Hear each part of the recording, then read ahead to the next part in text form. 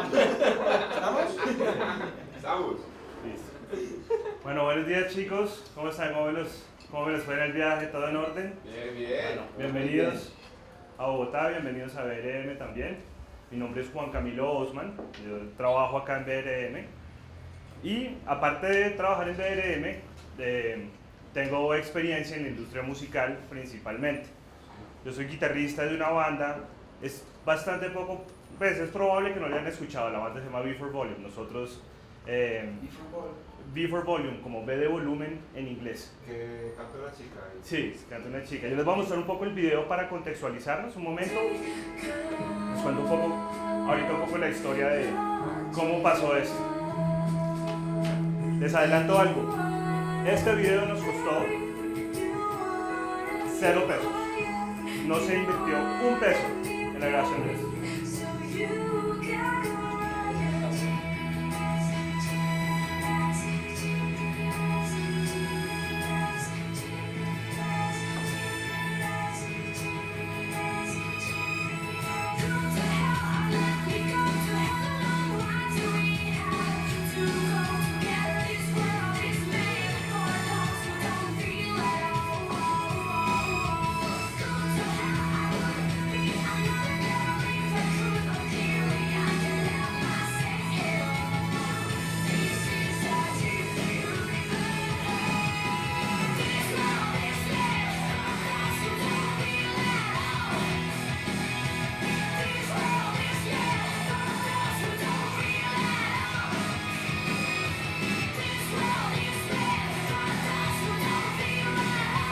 ¿Quieres bajemos eso para...? Listo. Bueno, entonces les cuento un poco mi experiencia en todo este largo camino, porque realmente han sido muchísimos años, y por muchísimos años me refiero básicamente a 20 años de trayectoria. Yo empecé tocando en bandas de hardcore, en bandas de metal, más que todo, como que toda la vida me dediqué a eso. Pero siento que obviamente todo lo que vamos a hablar es transversal a todos los géneros, incluso es transversal a diferentes propuestas artísticas que van allá, más allá de tener una banda. También tiene que ver con, no sé, con breakdance, puede tener que ver con DJ, puede tener que ver con graffiti, con pintar, con lo que sea. Y es la ética, hazlo tú mismo. Entonces nosotros siempre hemos sido de una ética, hazlo tú mismo, do it yourself.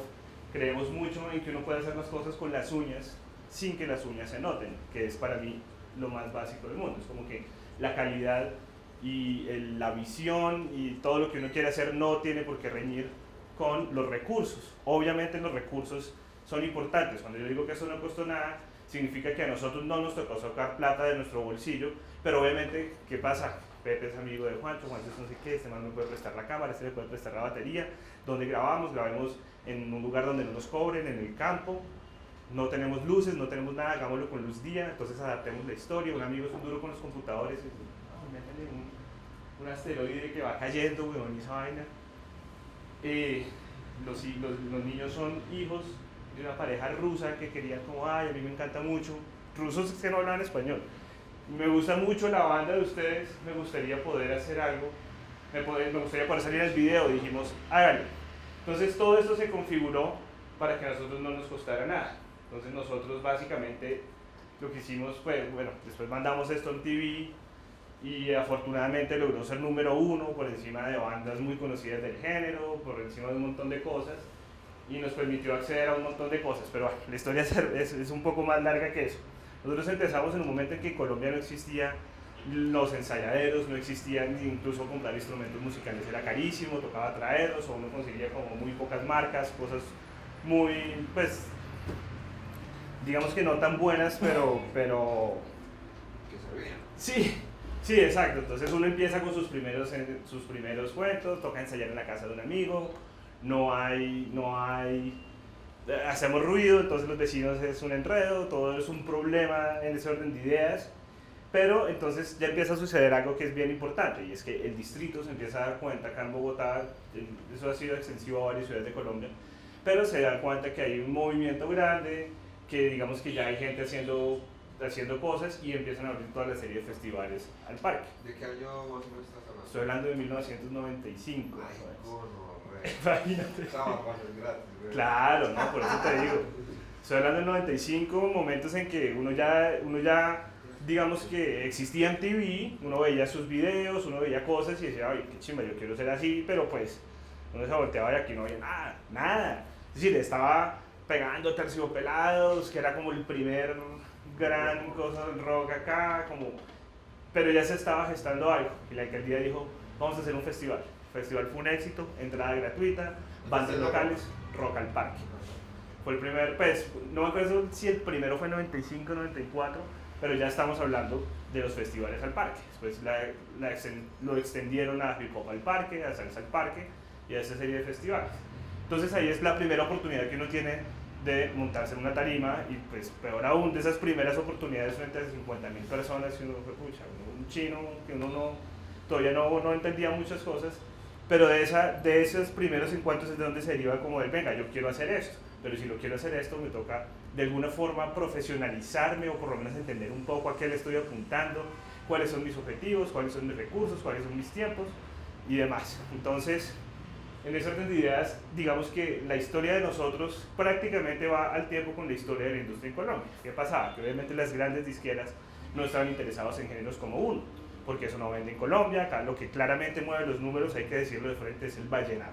Es lo que las disqueras quieren y claramente eso migró a reggaetón. En esa época. Hoy en día, sí, pero hoy en día se sigue más, bueno, no, mentira, sí, tienes razón. Hoy en día, digamos que está mucho más abierto, pero los números reales los mueve el vallenato y el reggaetón en este momento. Claramente también bueno, está como cosas un poco más pop, como, no sé, pues Shakira y eso, pero es que ellos ya entran en una escena global que es un poco otro cuento. Entonces, ¿qué sucede? Ahí uno dice como, pucha, no los van a apoyar, no, pues, como, oye, tengo un demo, sí, yo tengo un amigo que trabaja en Sony, lo escucha y dice, ¿ustedes cómo es que se llaman? En ese momento nosotros nos llamamos Raíz, tocábamos un hardcore súper pesado en español, era otro cuento. Y el tipo lo escucha y dice, bueno, está buenísimo, sí, cualquier cosa yo lo llamo. Eso fue, pues llevo 19 años esperando esa llamada. Mentira. Nunca sucedió porque obviamente no, es que no tiene sentido, ¿no? Digamos que comercialmente no es viable en este país. Entonces es cuando uno entiende como las cosas que yo quiero que pasen las tengo que hacer yo. ¿Cómo las puedo hacer yo? Entonces, obviamente, lo primero es entender qué recursos tengo a la mano, qué amigos me pueden ayudar. Por ejemplo, yo soy diseñador gráfico, entonces yo dije, bueno, voy a montar un sitio web de la banda y me empecé a conectar con el mundo digital y gracias a eso, de hecho, estoy acá trabajando hoy en día. Después después dije, bueno, necesitamos un disco, todo, bien las primeras grabaciones obviamente uno con un micrófono ahí pegado del techo, a ver cómo sonaba la vaina y grabando cassettes, repartiéndole cassettes a los amigos, estamos hablando en otro momento, ahí ya vemos los primeros comportamientos sociales en esencia básicamente porque uno está haciendo lo mismo que sucede en las redes sociales, compartiendo, contando, recopilando comentarios, pero no sucedía en un ambiente digital, sino en la vida real, en la calle. Uno diciendo, mira mi cassette, escucho cómo lo escuchó, no, suena. Obviamente uno decía, pero ¿por qué los gringos suenan como suenan en todo? Incluso en hip hop yo me acuerdo pegado de Cypress Hill, pegado de House of Pain, pegado de Dr. Dre, y yo decía, pero ¿cómo hace esta gente para sonar así? Y uno escuchaba lo que pasaba acá de pronto en ese momento con el estilo bajo, con la etnia, con todos, muy chévere también, pero yo estoy hablando de los valores de producción, todavía no le llegábamos a nada, como, pucha, ¿qué hacemos con esto? Entonces, también es una generación que ya empieza a viajar, somos una generación que ya el amigo dice, no, yo me voy a estudiar a Barcelona, a estudiar no sé dónde, y empiezan a estudiar ingeniería de sonido, empiezan a salir las primeras facultades de ingeniería de sonido, y digamos que ya empieza a llegar un conocimiento nuevo al país, entonces ya empezamos a tener un poco más de experiencia que se puede traducir en mejores producciones, en mejor calidad y todo. Eso va paralelo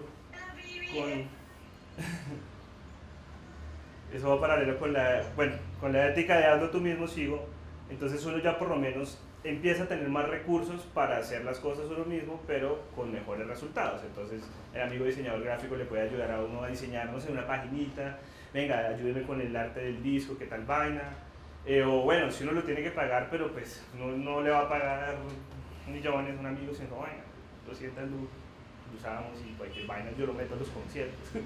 Ese tipo de vainas funcionan muy bien. Pero entonces, ¿qué ha pasado con el tiempo?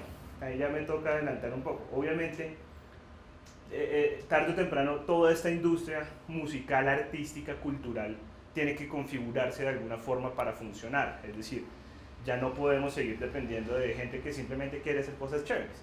Ya se mete un poco el distrito y dice, bueno, listo, vamos a organizar los festivales al parque. Ya entonces la industria privada empieza a ver un gran interés en la música. ¿Y qué es lo que pasa? ¿Qué es lo que tiene la música que no tienen muchas otras cosas? Que mueve pasiones, que genera sentimientos muy grandes y sobre todo, en términos de marketing, que puede reunir multitudes. Entonces, hoy en día, con unas audiencias tan fragmentadas, con unos nichos tan específicos de mercado en los que uno dice, pucha, ¿a quién le quiero llegar? ¿Cómo quiero llegar? Digamos que para las marcas es muy costo eficiente apostarle a eventos donde saben que van a haber 50.000 personas o 20.000 personas, o así sean 1.000 personas, pero que son 1.000 personas que te están garantizando de cierta forma que están concentradas o enfocadas en un tema en especial o alrededor de un artista en específico o cualquier tema que sea relevante para esa audiencia. Entonces, ¿qué es lo que nosotros empezamos a entender con el tiempo? Claramente cambiamos el formato. Una banda son 5 novias que uno tiene, se agarran, no sé qué. Después uno dice, listo, venga, no nos está funcionando el tema de hardcore re pesado en español, pues hagamos algo un poco más pop, sin renunciar a nuestras raíces. Es decir, nosotros seguimos siendo, pues, relativamente pegados a nuestro cuento y cambiamos el formato, cambiamos la vocalista. Una vez más era la hermana de un amigo que conozco, que no sé qué. La china cantaba re bien, que hacía guturales en una banda de death metal. Y el hermano dijo, no, pero venga. Sí. Esa chica cantaba death metal en una banda. Y todos como, no, venga, pues se está cagando la voz, más bien haga algo más chévere, más relajado. Y un amigo tuvo la oportunidad de viajar a Estados Unidos, allá comió todo muchos años, pero logró tener una banda exitosa de emo en el momento, pero digamos que eso le dio mucho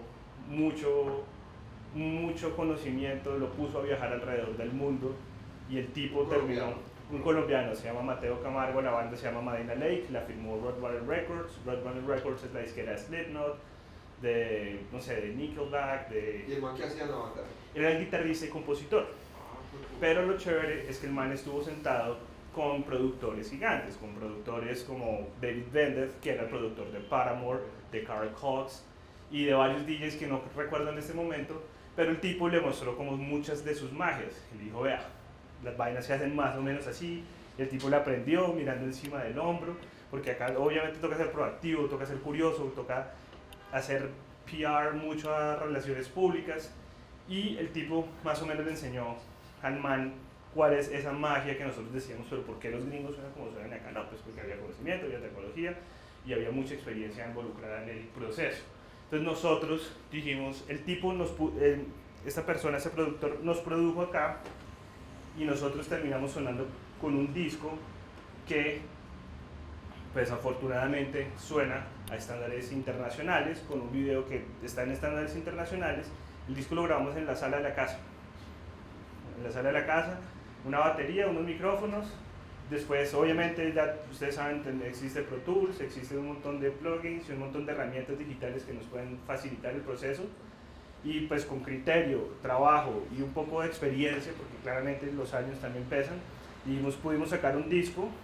Tuvimos 6 nominaciones en el 2010 a los premios Shock por el arte del disco, por el video, por el sonido del disco, por la voz de la vieja, por mejor canción de radio y otra que no me acuerdo.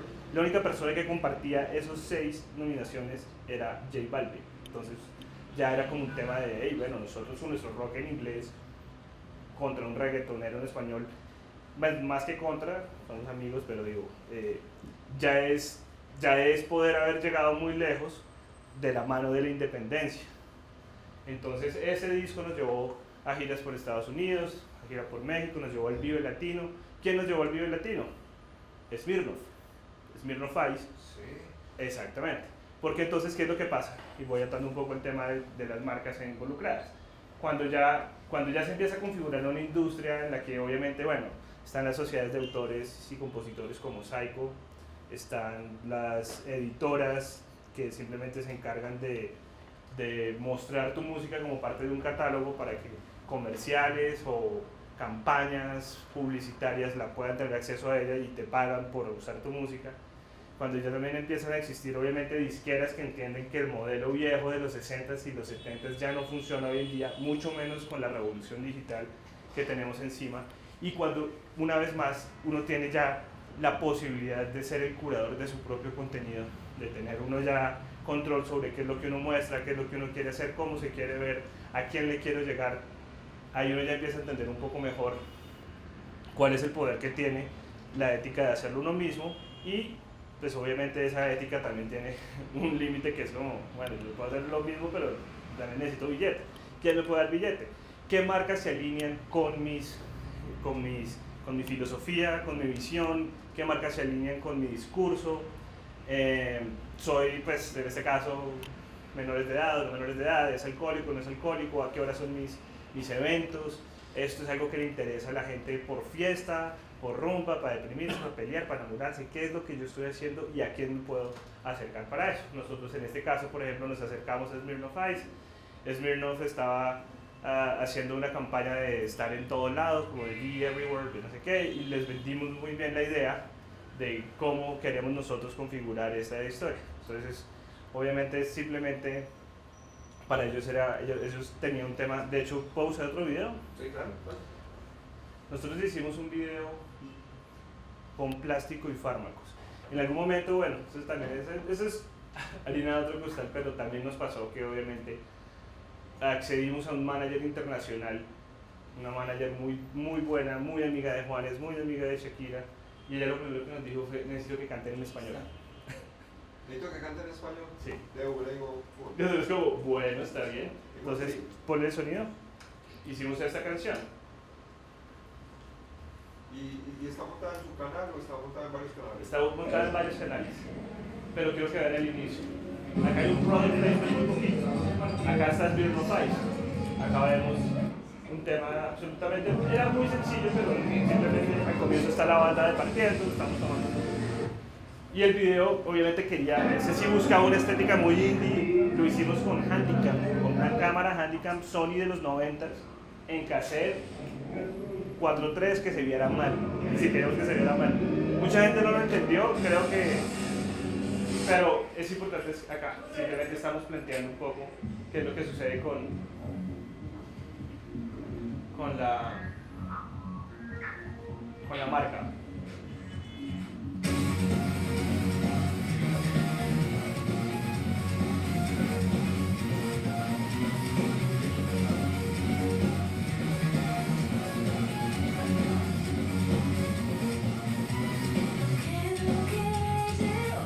Ya está en español, ya es cuento.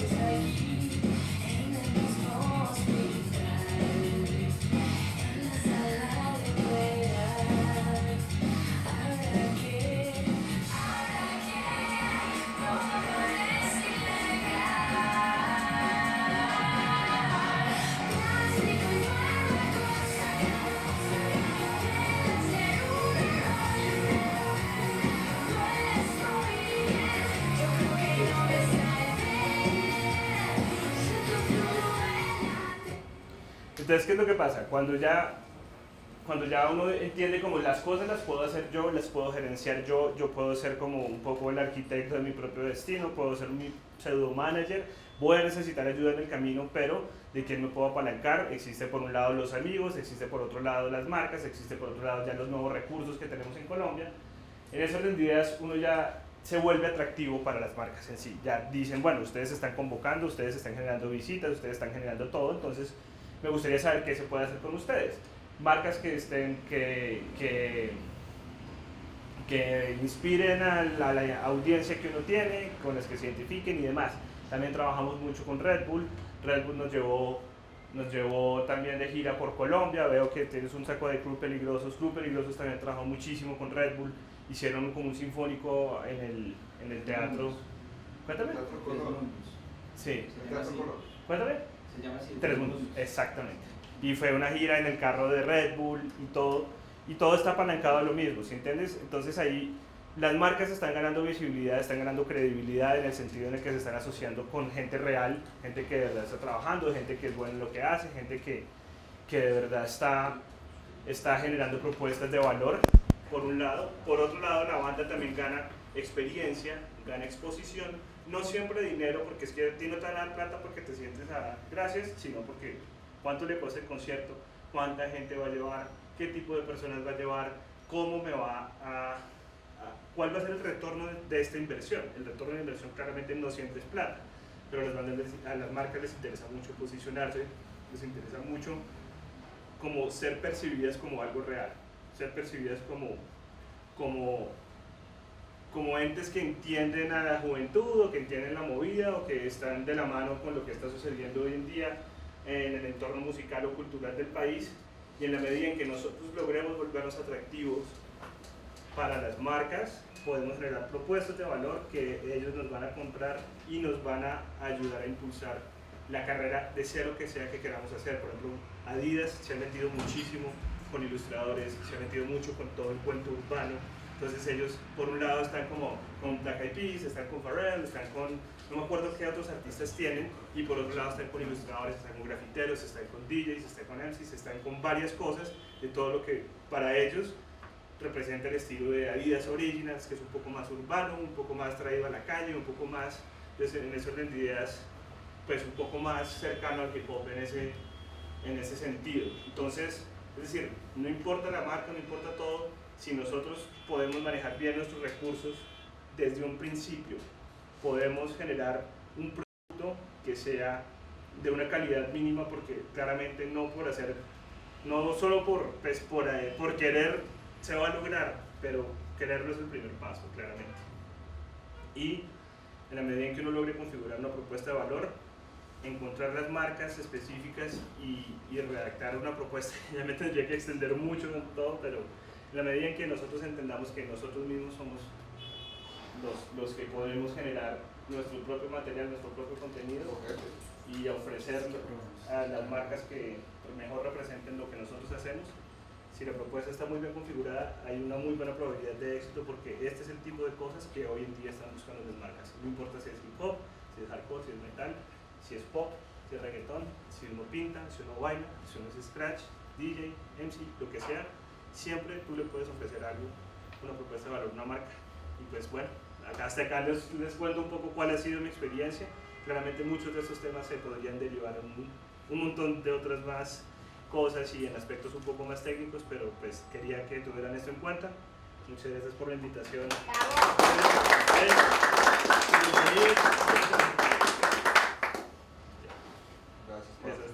Gracias a ustedes, bienvenidos.